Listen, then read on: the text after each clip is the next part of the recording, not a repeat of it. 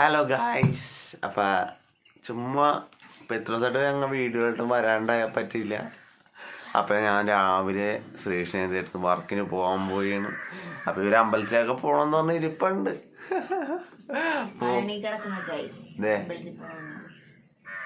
പുള്ളിനെ ഈ വർഷം കൃഷ്ണനാക്കാന്നൊക്കെ വിചാരിച്ച്, ഈ വർഷം കഴിയട്ടെ എന്ന് വിചാരിച്ച്. ഇഷ്ടല്ല. പിന്നെ കൃഷ്ണൻ ഇഷ്ടല്ല. അപ്പൊ നിങ്ങ കണ്ണാടി കാണിച്ചു കഴിഞ്ഞപ്പോ ഇങ്ങനെ തുടച്ചു കളയും പുള്ളി. പ്രാവശ്യം ആക്കണം സംഭവം അല്ലേ.